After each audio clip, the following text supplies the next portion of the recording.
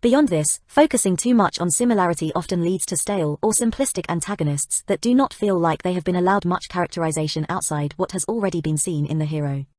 In the end, all that remains is a shallow difference between them. This paradigm can also often lead to the infamous, "we're not so different you and I" moment, with the hero then shouting, "No." The statement is not even remotely true, but it feels like it is just because the two have some similar backstory or abilities.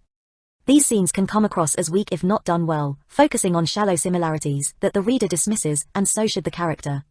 Instead, allowing the hero to grapple with their limits, both morally and psychologically, throughout the story so that they question how similar they are to their enemy will make the moment when their opponent says that they are not so different far more damaging and persuasive. Alternatively, there is a really good subversion of this trope in the Reichenbach Fall where Sherlock Holmes explicitly tries to throw the antagonist off instead by taunting him with this thought. "Jim, Sherlock, your big brother, and all the king's horses couldn't make me do a thing I didn't want to." Sherlock, "Yes, but I'm not my brother, remember. I am you, prepared to do anything, prepared to burn, prepared to do what ordinary people won't do. You want me to shake hands with you in hell? I shall not disappoint you." Jim, "Nah. You talk big. Nah. You're ordinary. You're ordinary, you're on the side of the angels." Sherlock, "Oh, I may be on the side of the angels, but don't think for 1 second that I am one of them." Jim, "No, you're not." Jim as softly, insanely I see. "You're not ordinary. No. You're me." On the opposite side of the scale of similarity is giving the opponent a completely different set of abilities. This can be equally fascinating. Batman is a genius planner and martial artist, while the Joker is impossible to predict and relies on conniving and subterfuge to combat his enemies. The Joker using such drastically different strategies makes him a unique challenge to Batman. The protagonist has to fight on a battlefield they are not as equipped to enter.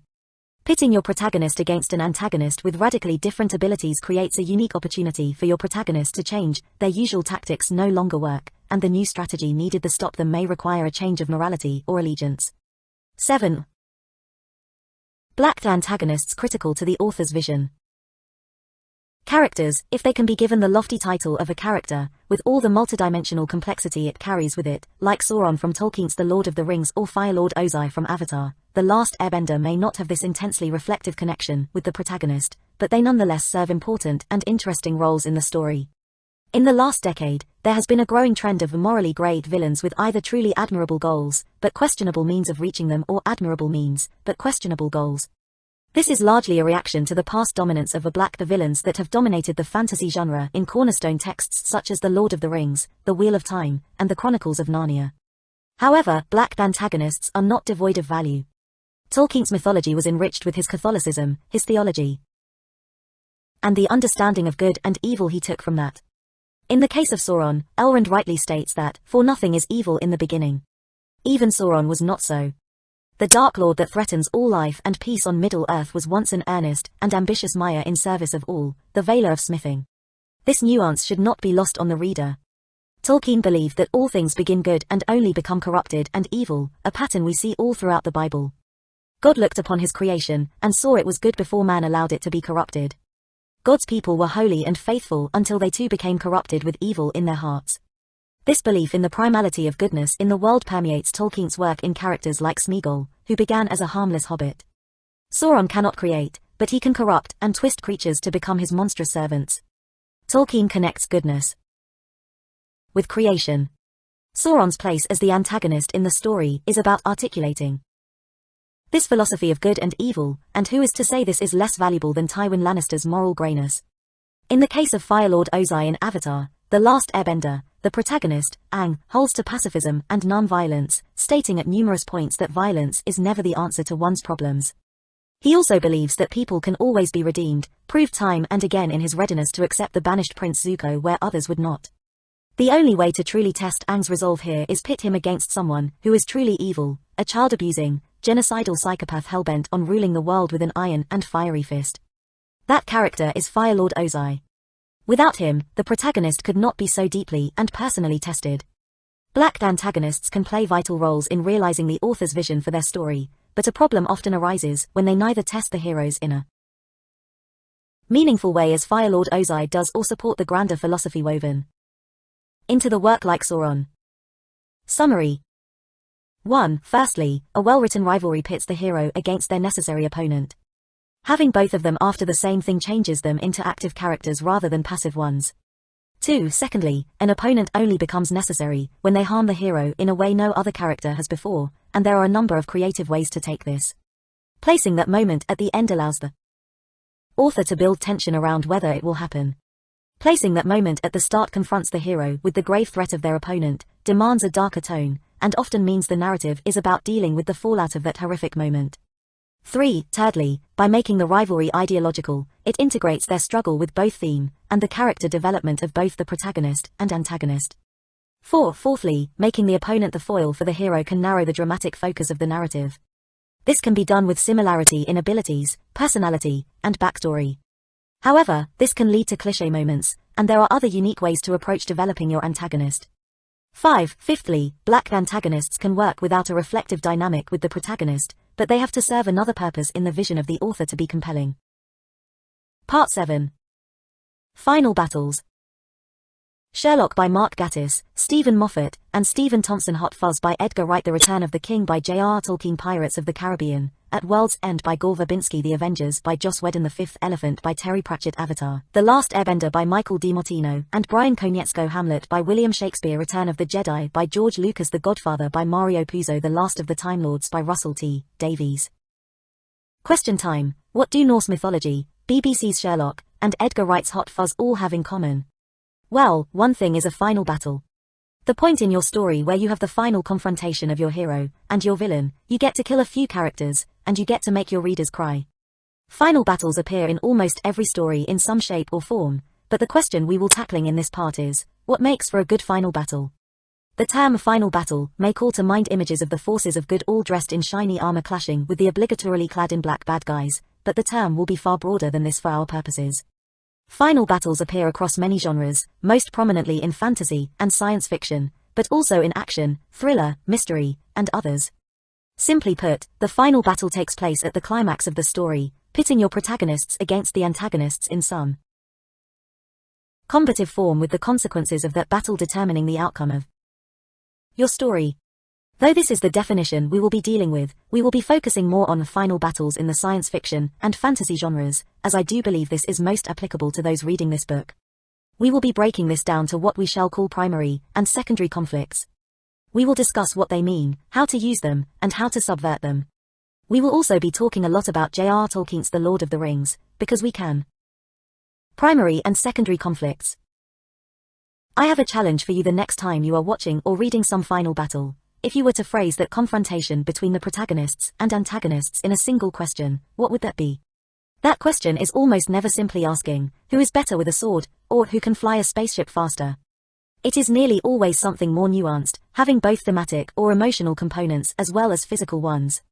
For example, the final battle in Gore Verbinski's Pirates of the Caribbean, At World's End, is not asking whether Jack Sparrow can outsword Davy Jones. It is asking whether Jack has changed and become self-sacrificial enough across his adventures with Will Turner and Elizabeth Swann to defeat Davy Jones by taking his place on the Flying Dutchman. In Joss Whedon's The Avengers, it is not so much asking whether Iron Man or Loki are stronger, but whether the Avengers can use the power of teamwork they worked on for the whole film to defeat Loki. After all, everyone knows that nothing beats the power of friendship. These identifiable questions are at the heart of the difference between a primary and a secondary conflict. 1. The secondary conflict is usually the visual confrontation between your protagonists and antagonists, that who is better with a sword question. 2. The primary conflict is the internal battle closely related to character or theme, involving a struggle or change within the characters that helps to determine the outcome of the final battle. J.R.R. Tolkien's The Return of the King is perhaps my favorite example of this. At the climax of the story, Frodo, Sam, and Gollum arrive at Mount Doom with the intention to destroy the One Ring. On the verge of victory, Frodo succumbs to temptation and attempts to take the One Ring for himself. Gollum then attacks him, and the two engage in a grapple for the One Ring, both desiring it for themselves. This wrestle is the secondary and physical conflict. However, the tension of the final battle comes almost entirely from the primary conflict. The reader is questioning whether Frodo will be strong enough to resist the One Ring, as he has for so long, and destroy it. The answer to this question is integral to the themes of the story and Frodo's character arc, and it is this primary conflict that ultimately determines the outcome of the final battle. Tolkien's story plays out rich with irony, the fact that neither Gollum nor Frodo can resist the One Ring cause its destruction when their fight ends with it accidentally falling into the volcanic pits. Thus, Sauron is defeated. This example should also serve to demonstrate that the protagonist does not need to win their primary or secondary conflict. Frodo, in fact, lost both, by being unable to resist the One Ring and Gollum successfully beating him down and taking it off him. However, if you choose to end your story in such a way, then it may be more satisfying to do so for a reason. Tolkien wrote his story in this way to comment on the nature of evil. Not only does he reject the idea that anyone can be a paragon, meaning they always make the moral decision as Frodo seems to have up until this point, but that good is always destined to prevail. It was the evil that the One Ring put inside both Frodo and Gollum that causes its own destruction. An irony through which Tolkien states that while good may not always prevail, evil will always destroy itself. It is more common, however, for the protagonist to win both their primary and secondary conflicts, or at least their primary conflict. This should only show that you do not need to set it up that way, and that there are valid reasons for them to win one, both, or neither. We will discuss that more later on. There is a good reason that this narrative works. The final battle is the culmination of all the elements of your story. Having both a primary and a secondary conflict ties your climax to character development. It gives the final battle emotional weight by changing the state your characters are in, as well as giving it narrative weight by changing the state your world is in. It also allows the reader to empathize with the characters more by using relatable character struggles in the climax as well as spectacle. How to use primary and secondary conflicts. The primary conflict a character faces during the final battle cannot come out of nowhere. There is a reason it is less compelling when the hero refuses to kill the villain because of some strange sense of honor, but they never had any trouble slaughtering hundreds of his henchmen. Why should the reader care about a struggle that was never developed beforehand? It feels disconnected from the rest of the story, and makes for a relatively hollow character choice at the end. Readers care about choices that are difficult or important to the character. But that importance comes from spending time exploring the nuances of that decision beforehand. Just as the events of the plot lead up to the final battle, the arc of the character should lead up to their primary conflict. For example, in Terry Pratchett's Discworld novel The Fifth Elephant, the reader cares when Sam Vims has to kill someone in the line of duty because it has been explored why he does not like to beforehand. The reader has been taken through how he thinks about life and death, the limits he has been pushed to before and not killed, and the lengths to which he will go to not kill. This exploration gives depth and meaning to that primary conflict at the end. In John Truby's The Anatomy of Story, he details 3 important elements to designing characters. 1. Weakness. This is simply a character flaw. 2. Psychological need. This is something that only affects the protagonist, and must be fulfilled within themselves for them to live a better life. 3. Moral need. This is something that affects those around the protagonist, and must be changed within themselves for them to live a better life. In Avatar, The Last Airbender, Aang's weakness is that he attempts to avoid problems rather than face them. Because of this, his psychological need is to overcome his past and let go of his guilt. This is something that only affects him personally. His moral need is to stop being so passive when faced with challenges, because that passivity is leading to others getting hurt or dying. It is these 3 elements of a character that connect the beginning of the story with the final battle. Weaknesses, psychological needs, and moral needs create multidimensional characters that need to change across the narrative.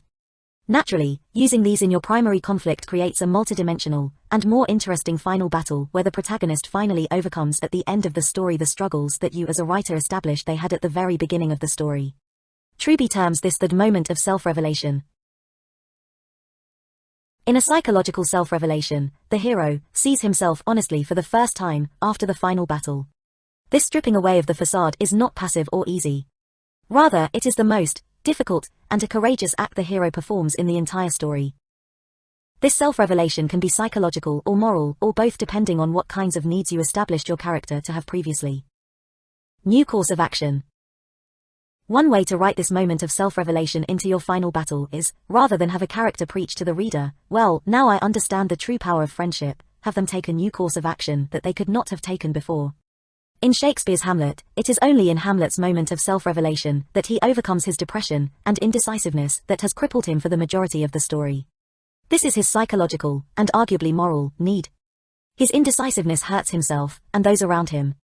In overcoming it, he can finally confront the man that killed his father, which he could not bring himself to do before.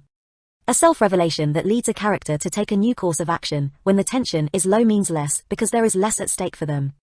A self-revelation that leads to a new course of action when the tension is high can feel like a more convincing character change because there is more for them to lose or gain. Naturally, the final battle is the highest point of tension of the story. And so placing this moment there works particularly well, winning both their primary and secondary conflicts.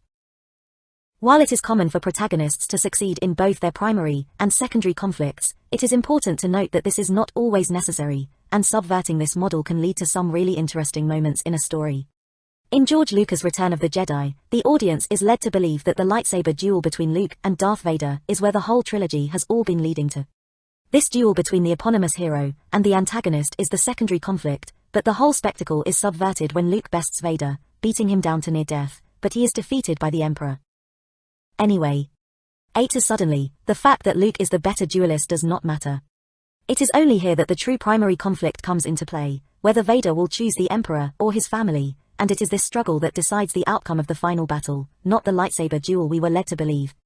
The fact that Vader does not even use a lightsaber when turning on the Emperor emphasizes the important themes of there being good in everyone, and that family and loyalty can change the world more than violence ever could. Star Wars is, in the end, a family love story. Losing the primary or secondary conflict. Fantasy and science fiction have a tendency to rely on a peculiar trope where one protagonist is largely responsible for the defeat of the antagonist, and there is nothing intrinsically wrong with this. However, focusing so much on that central individual can undermine the value of secondary characters or make it feel like they have little place in the final battle. Having a story focused on one individual can be done well, and has been done well 1,000 times, but if you want to write a final battle that stays away from this trope, having a protagonist lose their secondary conflict in the final battle is one way to do it. This often manifests in the infamous redemption equals death, a trope where the character wins their primary conflict, but does so only in sacrificing themselves. It creates an unexpected moment of tension and danger for the reader when they see their hero lose, and it more easily allows for the involvement of other heroes in the defeat of your antagonist. This is because, after losing their secondary conflict, your hero simply cannot do it themselves, and needs their friends to help them. In contrast, having that character succeed in their secondary conflict but only at the cost of them losing their primary conflict can be an effective way to have them turn evil or switch allegiances. Zuko in the end of Season 2 of Avatar, The Last Airbender, is a fantastic example. Filled with internal conflict over to whom he owes his allegiance, Zuko decides to join his sister Azula and attack the protagonists, helping her conquer Ba Sing Se. He wins his secondary conflict with Aang, Katara, Sokka, and Toph, and he returns home to the Fire Nation victorious. However, he did this at the cost of losing his primary conflict. He gives in to his anger and betrays the one person who truly loves him, his uncle. This setup gives real consequences to character flaws, and allows the reader to see the character in a radically different environment to where they were before, which can be far more interesting than simply referencing a weakness without deeply exploring its consequences. This setup is not often used during the climactic final battle. For a lot of readers, it would be disappointing to have their hero get to the end and say, "You know what? Being evil is a good idea." The end. Because of this, the moment where the protagonist totally capitulates to their worst inclinations is often placed in the second act of the story, giving plenty of room for the author to write them a redemption arc. The exception to this is stories about fallen heroes. Mario Puzo's The Godfather is the story of a man who, at the final battle, wholly defeats his enemies, but he does so at the cost of him becoming the very thing he used to hate. He wins his secondary conflict, but he loses his primary conflict and becomes a fallen hero. Final battles. Final battles are, by nature, meant to be final, right? Not to some authors. There is an incredibly common subversion of the final battle where the heroes take down the villain and save the day, only to return home and find that the villain is making one last-ditch effort to hurt them or someone they love. In Tolkien's The Return of the King, destroying the One Ring in Mount Doom and defeating Sauron is not actually the end of the story in the book. It may be the final battle, but the hobbits return home and find Saruman has taken over and destroyed the Shire in what is known as the Scouring of the Shire. 9. Their home, and the very thing they were fighting to protect all along, has been utterly corrupted and destroyed. They then have to rally the hobbits to fight Saruman in another battle. While the grander goals of the antagonist have been stopped, this one last stand tends to be an attempt to hurt the heroes more personally. Saruman went to the hobbits' home, and in Bradbird's The Incredibles, Syndrome turns up at the Par's home threatening to kidnap Jack-Jack, their toddler. In a film about family, this is about as deep as you can hurt someone. Because of this, The Last Stand can be a powerful moment for the author to put the protagonists in a more vulnerable position and reveal what the stakes truly are. Usually the villain fails in their last-ditch effort to hurt the hero, but in the rare story where they succeed, it can make for a truly poignant ending to the story. That despite the winning the final battle, they could not protect what they cared about most. That is a powerful thing to say thematically, a harrowing statement of realism. The Doctor Who episode The Last of the Time Lords, discussed in Part 6 on hero-villain relationships, is an oddly emotional example of this. I would refer you to that part for the exact script, but in that episode, the Doctor manages to defeat the Master and intends to take him captive. For a long time, the Doctor believed himself to be the last Time Lord, and finding the Master means he is no longer alone. However, after the final battle is done, the Master is shot. Time Lords like the Doctor and Master can regenerate, but in a last move to spite his age-old enemy, the Master refuses to do so and kills himself.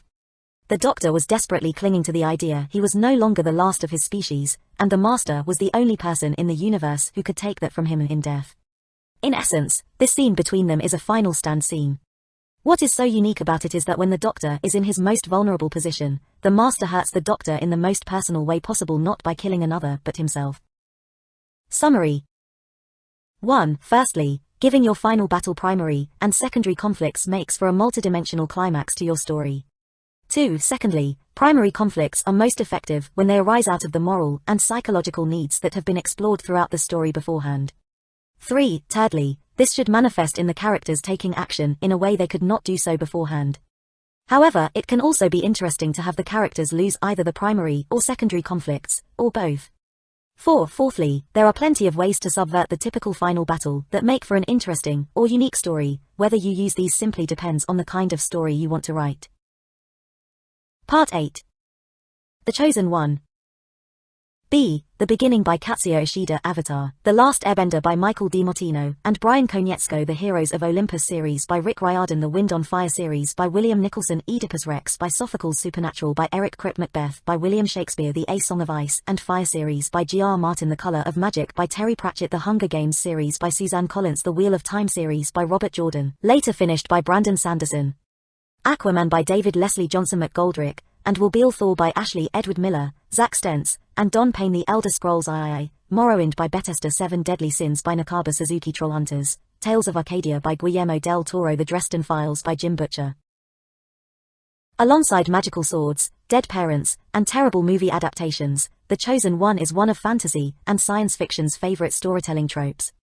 This also means that people have strong feelings about whether or not you should use it. It is not uncommon to hear the following. Author: hey, I was thinking of writing a chosen. Anyone else? No, bad author. Go to your room. But there is a world of difference between a trope that negatively impacts writing by its mere existence, and one that has just been overused or feels unimaginative. Many writers, or those giving writing advice, tend to get caught up on the former, when there are very few tropes that I feel could ever fall into that category. When discussing the concept of the chosen one, it is important to note that this includes 1. Chosen ones chosen via prophecy. 2. Chosen ones chosen via unexplained destiny. 3. Chosen ones chosen by a magical object. 4. Chosen ones chosen by a person for a particular purpose. Today we will be discussing what makes a chosen one work, and what makes them not work.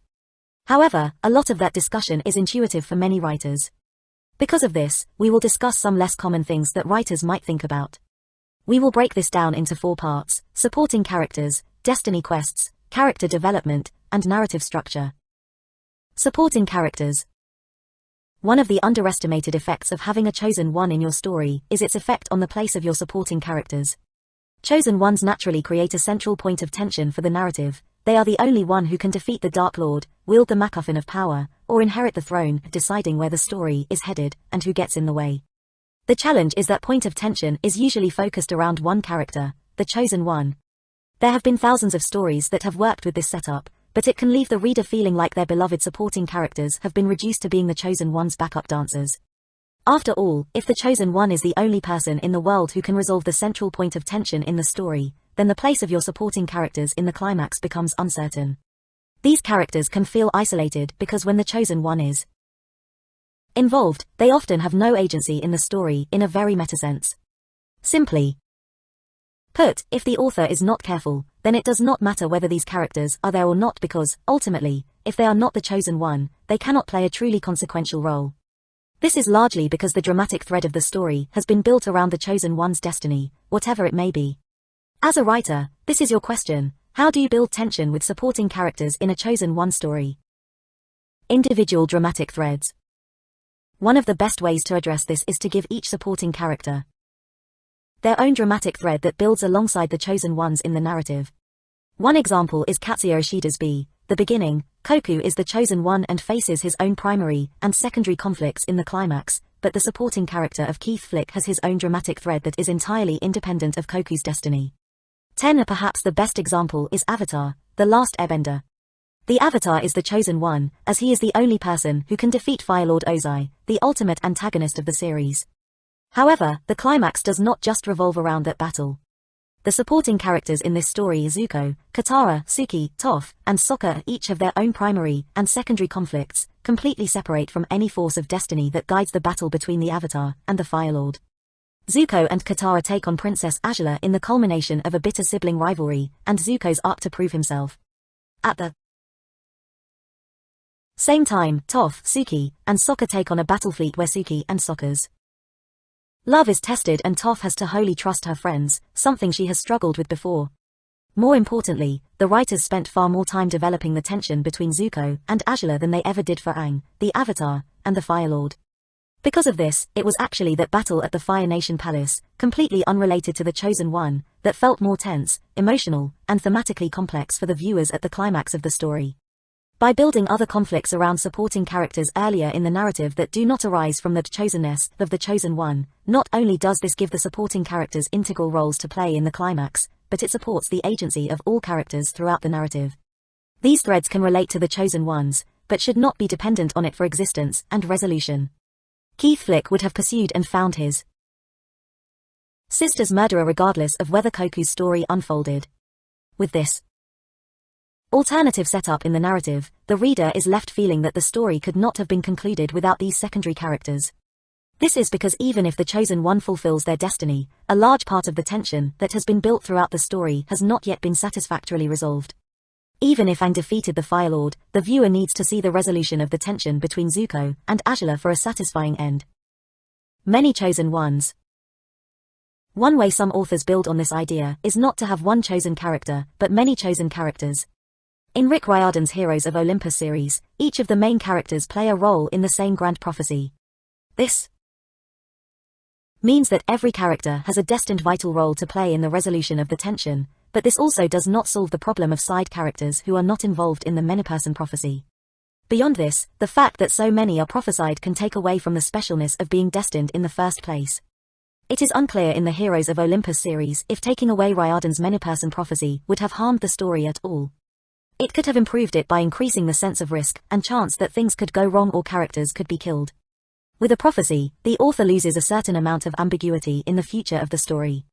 Alternatively, you as the writer could take a page from the Old Testament and write a chosen people, or even have a chosen one within that chosen people like in William Nicholson's The Wind on Fire series. Destiny quests. When used well, the forces of fate and destiny can create interesting challenges for characters. The difficulty is doing that well. The trend of Chosen One stories since the inception of the modern fantasy genre in the 50s has been that whatever the